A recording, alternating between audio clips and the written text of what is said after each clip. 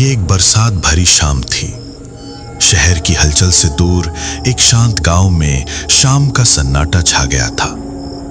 हवा में गीली मिट्टी की एक तेज सूंधी खुशबू थी जो मन को सुकून दे रही थी। गांव के पुराने क्लब घर की टिन की छत पर बारिश की बूंदें टपटपाकर एक अजीब धुन पैदा कर रही थी। लकड़ी की खिड़कियों से बाहर का अंधेरा धुंधला दिख रहा था। अंदर एक जंग लगी पीतल की लालटेन टिमटिमा कर अपनी धीमी रोशनी बिखेर रही थी, मानो अतीत की कोई धुंधली याद हो। आज अगर शंकरदा ने कहानी नहीं सुनाई तो सच कहता हूँ ये शाम बेकार हो जाएगी। हाँ यार, भैया की कहानियों में क्या कशिश है। सुनते ही ऐसा लगता है जैसे सब कुछ आंखों के सामने हो रहा हो। मैं तो मन ही मन में भैया के साथ उनके गांव चला जाता हूँ। चुप, लाठी की आवाज सुनाई दे रही है। दादा आ रहे हैं। उनकी बात पूरी भी नहीं हुई थी कि पुराने लकड़ी के दरवाजे को धक्का देकर शंकरदा अंदर आए। उन्होंने सफेद धोती कुर्ता पहना हुआ था जो उनके सफेद बालों के साथ मेल खा रहा था। उनकी आंखों में एक अजीब सी गहराई थी जो सिर्फ अनुभव की रोशनी में चमक रही थी। क्या हाल है सबका? भैया, अगर आप नहीं आते तो हमें मजा कैसे आता? हाँ। अच्छा। ये लीजिए भैया आपकी चाय। भैया आज मौसम बहुत डरावना है। हाँ, तभी तो आज रास्ते में आते हुए सोचा तुम्हें एक ऐसी घटना सुनाऊंगा जिसे जब भी मैं याद करता हूं तो मेरे शरीर के हर रोंगटे खड़े हो जाते हैं। उस रात की बात याद करके आज भी मैं सो नहीं पाता। तभी बाहर आसमान से एक बिजली कड़की। एक पल में पूरा कमरा सफेद रोशनी से जगमगा उठा और फिर गहरे अंधेरे में डूब गया। तब मेरी उम्र 25 साल थी। मैं एक सरकारी सर्वे ऑफिसर के तौर पर गांव-गांव घूमता था। मेरा काम काफी दिलचस्प था लेकिन अक्सर थका देने वाला होता था। उस दिन मैं चौधरीपुर गांव पहुंचा। ये एक ऐसी जगह थी जहां आधुनिकता की कोई निशानी नहीं थी। समय मानो सदियों से रुका हुआ था। गांव में कदम रखते ही मुझे लगा मैंने किसी और दुनिया में कदम रखा हो। कच्ची मिट्टी के रास्ते थे और दोनों ओर घने बांस के जंगल। साल और महुआ के पेड़ थे जो मानो गांव को प्यार से ढके हुए थे। मिट्टी के घर एक के बाद एक थे। कुछ झोपड़ियों के पास साल के पत्तों की थालियां उल्टी रखी हुई थी। उन दिनों बैलगाड़ी के अलावा किसी और गाड़ी का कोई निशान नहीं था। चारों ओर एक अजीब सी खामोशी थी जो शहर की शोर शराबे के आदी मेरे लिए बिल्कुल नहीं थी। वहां पहुंचते ही मैंने देखा कि गांव के मुखिया कुछ गांव वालों के साथ मेरा स्वागत करने आए।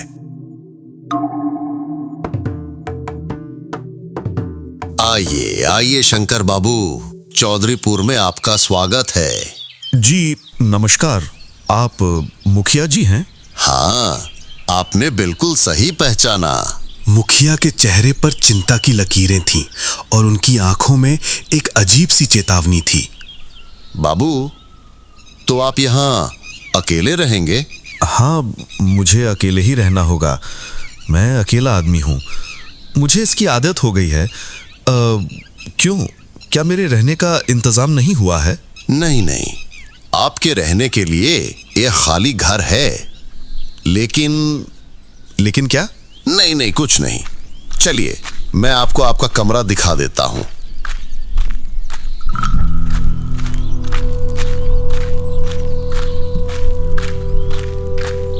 वो मुझे एक पुराने घर की ओर ले गए।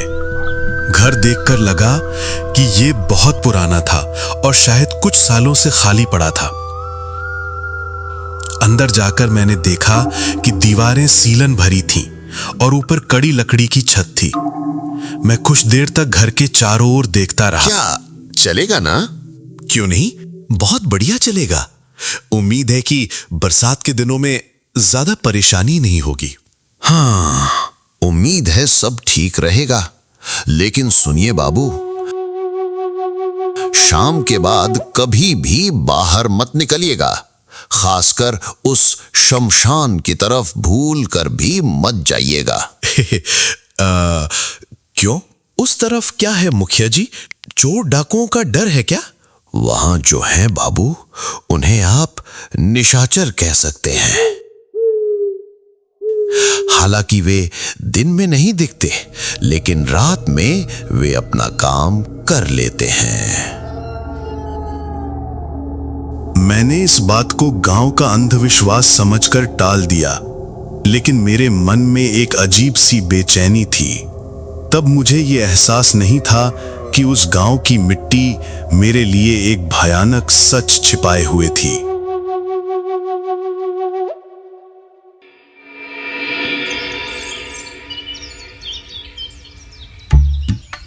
अगले दिन के समय चौधरीपुर गांव एक रंगीन पोस्ट कार्ड की तस्वीर जैसा लग रहा था। बच्चे तालाब के किनारे कूद रहे थे और उनकी हंसी से हवा गूंज रही थी। महिलाएं माथे पर सिंदूर लगाकर, सिर पर पानी का घड़ा रखकर झुंड में घर लौट रही थीं। दोपहर में किसान अपने खेतों में कमर तक डूबे काम कर रहे थे और उनके मुंह से बाउल संगीत की धुनें आ रही थीं। पूरा गांव तब जीवन और उत्साह से भरपूर था। लेकिन जैसे ही शाम होती, ये खूबसूरत गांव एक अजीब सी खामोशी और धुंध से लिपटे एक अलग रूप में आ जाता था। दुकानें बंद हो जाती थीं और घरों की लालटेनें एक एक करके बुझ जाती थीं। यहां तक कि गांव के कुत्ते भी भौंकने की हिम्मत नहीं करते थे, मानो वे भी किसी अनजाने डर से चुप रहते थे।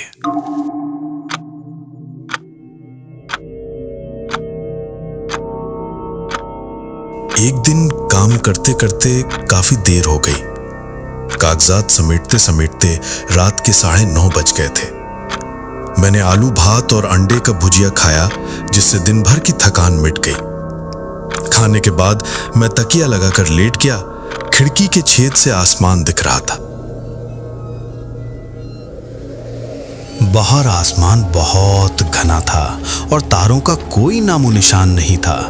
तेज हवा सामने के बांस के जंगल को जोर से हिला रही थी, जिसकी सरसराहट की आवाज मेरे मन में डर पैदा कर रही थी।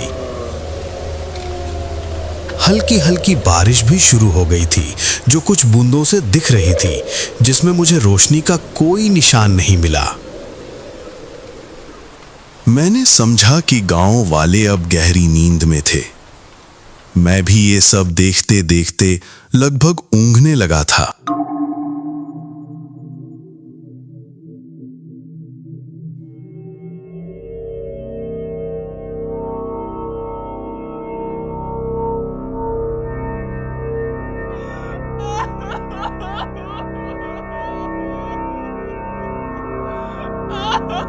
अचानक मेरे कानों में रोने की आवाज आई, बहुत धीमी, जैसे दूर से किसी के दबे हुए दर्द की आवाज हो। क्या ये हवा की आवाज है? नहीं, या ये मेरा वहम है? इतनी रात को कौन रो रहा है? मैंने खिड़की के छेद से झांका और मेरी नजर एक जगह पर रुक गई। शमशान की तरफ से एक सफेद साड़ी में एक लड़की धीरे धीरे आ रही थी। इस गहरे अंधेरे में भी मुझे साफ दिख रहा था कि उसकी आंखों में एक अजीब सी नजर थी, करुणा और गहरे दर्द से भरी हो। उसका चेहरा बहुत पीला था और उसके होंठ सूखे थे। लड़की के चलने का तरीका सामान्य नहीं था। मैंने एक पल भी हिचकिचाए बिना छाता लेकर बाहर निकला। मेरी इंसानियत मुझे घर में रुकने नहीं दे सकती।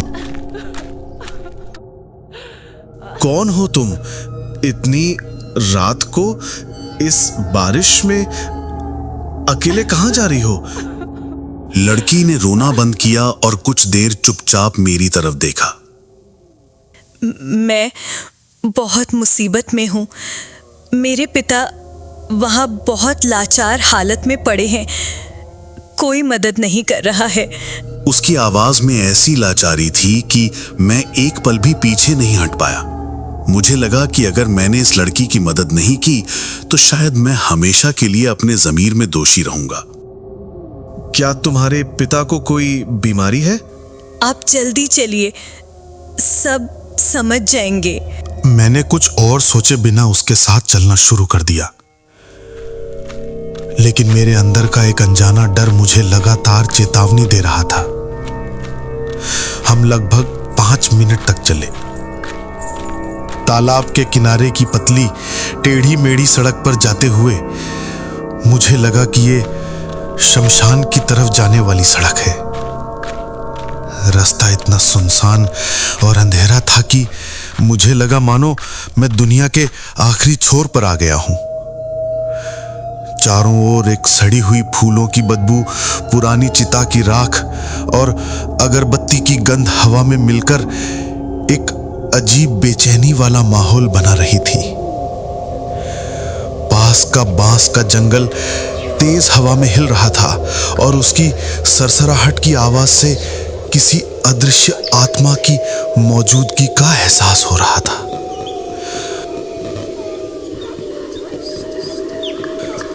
दूर से सियार की एक सी आवाज सुनकर मैं अचानक चौंक गए। लड़की मुझसे थोड़ा आगे धीरे धीरे चल रही थी।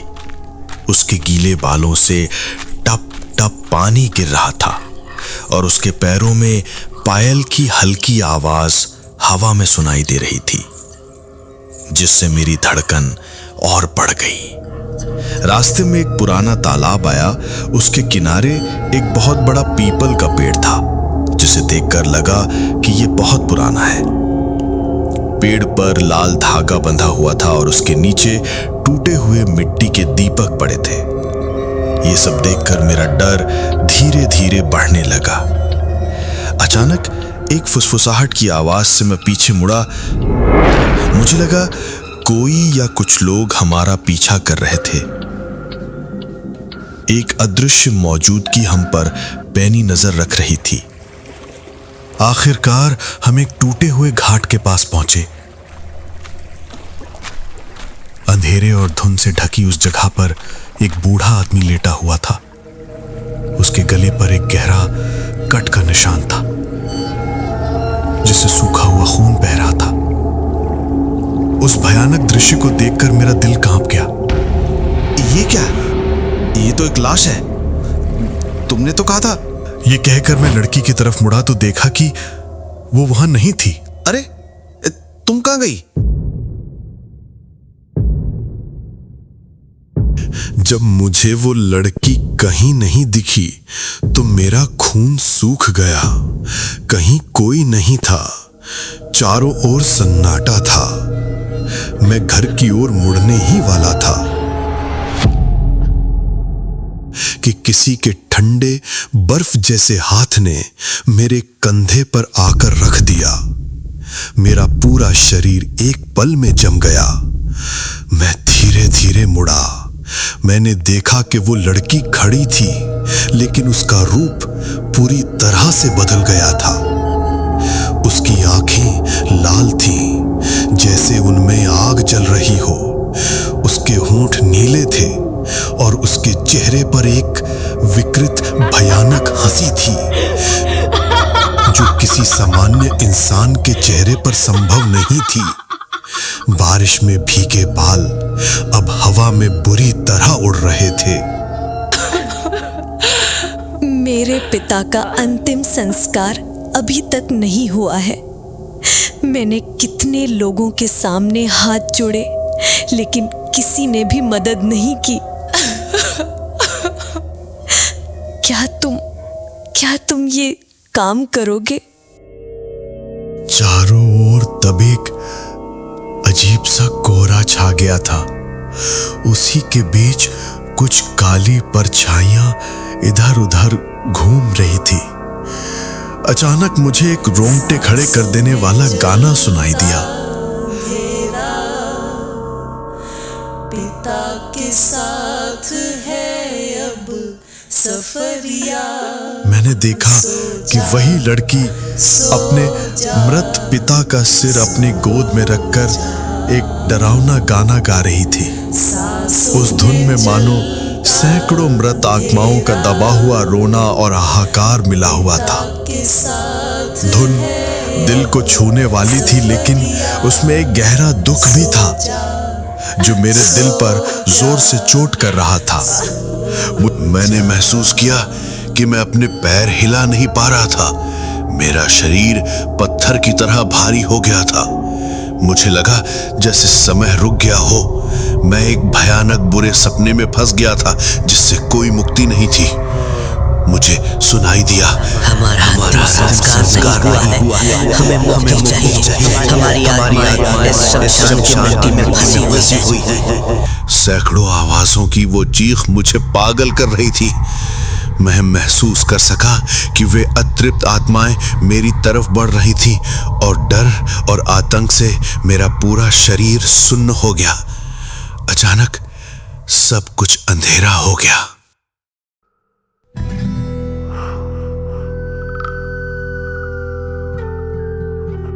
अगले दिन सुबह जब मुझे होश आया तो मैंने देखा कि मैं शमशान की गीली मिट्टी पर लेटा हुआ था। मेरा शरीर बर्फ जैसा ठंडा था, मानो मैं बहुत देर से ठंड में पड़ा था। आसपास कोई नहीं था, न वो लड़की, न बूढ़े की लाश, न कोई परछाई। सिर्फ जली हुई लकड़ी और राख की गंध थी जो पिछली रात की भयानक घटना की खामोश गवाह थी। सुबह की धुंधली रोशनी में शमशान फिर से सुनसान और शांत लग रहा था, जैसे पिछली रात कोई घटना हुई ही ना हो। मैं जैसे तैसे उठकर गांव की सड़क पर वापस लौट रहा था। कुछ गांव वालों ने मुझे उस रास्ते से लौटते देखा और वे चौंक गए। मैंने उन्हें कांपती हुई आवाज में पूरी घटना बताई। उनमें से एक बूढ़े आदमी का चेहरा पीला पड़ गया। तुम सच कह रहे हो? एक बूढ़ा और एक लड़की? उन्होंने इस बात पर अविश्वास नहीं किया। मुझे पता चला कि 10 साल पहले डाकुओं के एक गिरोह ने उस बूढ़े को मारकर शमशान में फेंक दिया था। उन्होंने उसकी सारी संपत्ति लूट ली थी। उस बूढ़े की एक बेटी थी जो अपने पिता को बचा नहीं पाई थी। डाकुओं से खुद को बचाने के लिए उस रात लड़की ने नदी में कूदकर जान दे दी थी। उन दोनों का अंतिम संस्कार ठीक से नहीं हुआ था। गांव वाले डाकुओं के डर से पास भी नहीं गए थे। तब से उन रातों में शमशान से उनके रोने की आवाजें सुनाई देती थीं और कई बार उनकी आत्माएं मदद मांगती थीं। गांव वालों की बात सुनकर मेरे पूरे शरीर में सिहरन दौड़ गई। मुझे लगा मैं सिर्फ इस घटना का गवाह नहीं था, बल्कि मैंने उन अतृप्त आत्माओं का दर्द महसूस किया था।